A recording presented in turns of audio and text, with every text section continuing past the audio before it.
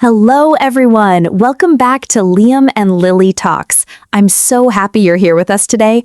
How are you feeling? And I mean really feeling, not just fine, thanks. Hey there, great to have you back. That's actually a really good point. So many of us say, I'm fine, when we're actually feeling so much more than that. Exactly. And today's episode is all about that. How to talk about your feelings, your mental health, and even those moments when you feel like you're getting in your own way. Yes, today we're going to teach you real English words and phrases that native speakers use when they talk about emotions, habits, and personal growth. This is vocabulary you won't always find in a textbook. By the end of this episode, you'll be able to describe your emotions more clearly, talk about your habits, good and bad, and have real, deep conversations in English. And here's our first question for you. Write your answer in the comments. How do you usually feel on Monday mornings? Happy? Nervous? Tired? Tell us. We'd love to read your answers. And if you're new here, please subscribe to Liam and Lily Talks so you never miss an episode. It really helps us so much. All right, let's jump in and start building your emotional vocabulary in English. Main Teaching Section 1. Basic Emotion Words. Okay, so let's start with the basics. In English, we have so many words for feelings, way more than just happy, sad, or angry, and using the right word makes such a big difference. That's so true. So the basic structure for talking about feelings is really simple. You say, I feel plus an adjective. For example, I feel anxious. I feel overwhelmed. I feel motivated. Right, and these words are so much more specific than just saying bad or good. For example, instead of saying I feel bad, you could say I feel drained, which means you have no energy left. Or you could say I feel defeated, which means you tried hard but nothing worked. I love that. And on the positive side, instead of just good, you could say I feel accomplished, like after finishing a big task, or I feel hopeful, when you believe things will get better. Oh, I use I feel hopeful a lot. Like on Sunday nights when I'm planning my week. I always feel hopeful that this week will be different. And then Monday arrives. Yes. Okay, so here's a question for you, listeners. Can you think of a more specific word for how you're feeling right now? Don't just say happy or sad. Think deeper. Write it in the comments. Great challenge. Now, let's also look at some really common emotional vocabulary that comes up when we talk about mental health. Words like stressed, burned out, overwhelmed, and anxious. These are words you'll hear all the time in real English conversations. And burned out is a really important one. It means you've worked so hard for so long that you have nothing left. Your body and mind are just exhausted. A lot of people feel this way but don't have the English words for it. Exactly. And knowing these words helps you not just in English, it helps you understand yourself better too. So remember, I feel plus adjective. Try it. Practice it. Make it yours. Main Teaching Section 2. Talking about habits and patterns. Now let's go a little deeper. Sometimes we don't just feel a certain way. We notice patterns in ourselves, things we keep doing even when we don't want to. In English, we call this a habit or a pattern. And there's actually a really useful phrase in English. I tend to. It means this is something you usually do, your natural pattern. For example, I tend to procrastinate when I'm nervous, or I tend to avoid difficult conversations. Oh, I definitely tend to check my phone when I should be working. Anyone else? Write it in the comments. What do you tend to do when you're avoiding something? That's such a relatable one. Now there's also a more powerful phrase, I keep plus verbing. This shows a repeated behavior, something you do again and again. For example, I keep putting things off. I keep doubting myself. I keep starting new projects but never finishing them. I keep doubting myself. That one really hits. And in the context of mental health, this is what we call self-sabotage. It's when you get in your own way, when your habits or thoughts stop you from reaching your goals.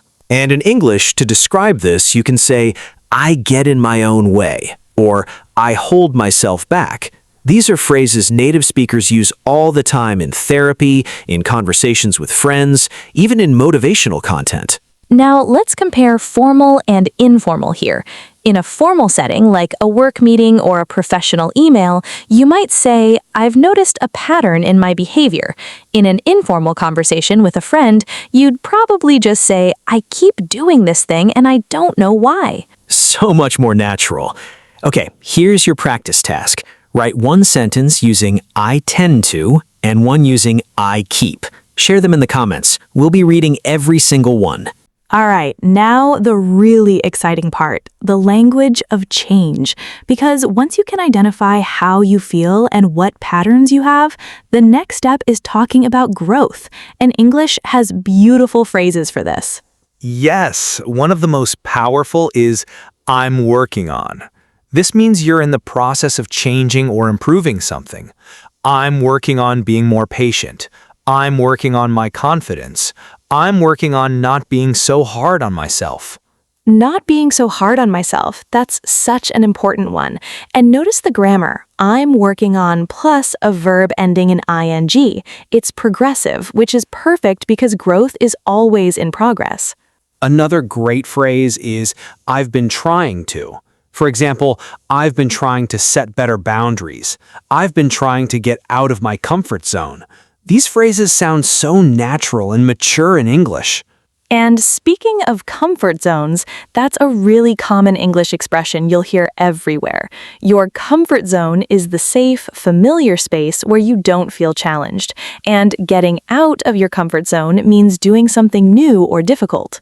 Here's a tip for sounding more natural. First, use I've been instead of just I am for ongoing efforts. Second, pair these phrases with feelings. I've been trying to be more confident, but I still feel nervous sometimes. Third, be honest. Native speakers appreciate authenticity in these conversations. Now, let's practice. Repeat after us out loud. Yes, really, say it out loud. I'm working on believing in myself. I've been trying to stop overthinking. I'm learning to be kinder to myself. How did that feel? Write in the comments, what is one thing you're currently working on? In English, of course. Okay, time for the mistakes section. And honestly, both of us have made all of these, so no judgment here. Mistake number 1, saying I am feeling anxious when you should just say I feel anxious. I am feeling anxious is not wrong, but I feel anxious sounds much more natural in everyday speech. Don't overthink it. Mistake number 2, using nervous and anxious as if they always mean the same thing. Nervous is usually about a specific event, like before a presentation. Anxious is more general, more ongoing. You can feel anxious for no clear reason. Such a good distinction. Mistake number 3, saying I am boring when you mean I am bored. This is a classic. I am boring means other people find you uninteresting. I am bored means you have nothing to do and you're not entertained. Very different. I once told someone I'm very boring today, and they looked at me so strangely. The correct sentence was, I'm really bored today. We've all been there. Mistake number 4, saying I have stress instead of I feel stressed or I'm under a lot of stress. In English, we don't usually have an emotion the same way. We feel it or we're under it. And the most important thing, mistakes are completely normal. Every single person learning English makes these. The goal isn't perfection. The goal is communication. So keep going, keep practicing, and don't let the fear of mistakes hold you back. Beautifully said. And remember, recognizing your mistakes is actually a sign of growth. You're paying attention. That matters. All right, let's play a quick game. Choose the better sentence. I'll give you 2 options, and you pick which one sounds more natural. Ready? Situation 1. You're exhausted after a long week. Option A, I feel very tired and drained. Option B, I have very much tiredness. Which one?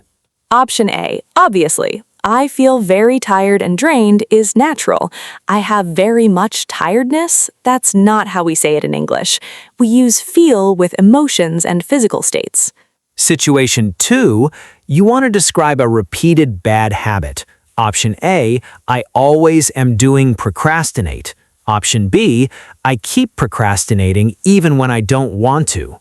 Option B again. I keep plus verb ing. That's the correct and natural structure, and it sounds so real.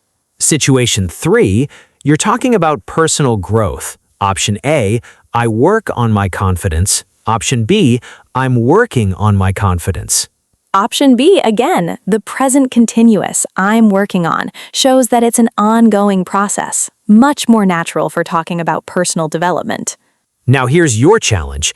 Create your own sentence about something you're feeling or working on. Use the phrases from today. Share it in the comments. There are no wrong answers. Real conversation always beats perfect grammar.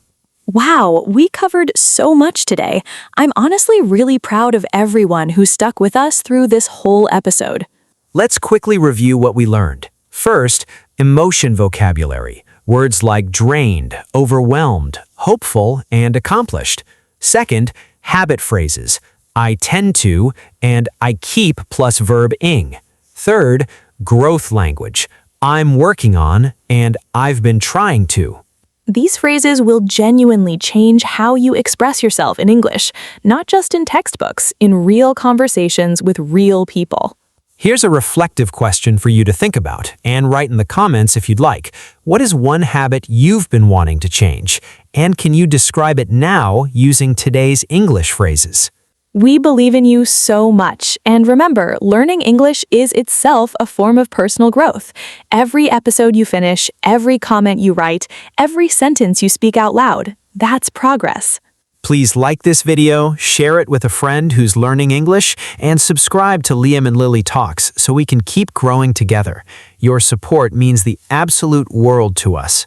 And if you've been listening for a while and haven't subscribed yet, today is the day. Join our Liam and Lily Talks family. Thank you so much for spending this time with us. Keep feeling, keep growing, and keep speaking English. We'll see you next time.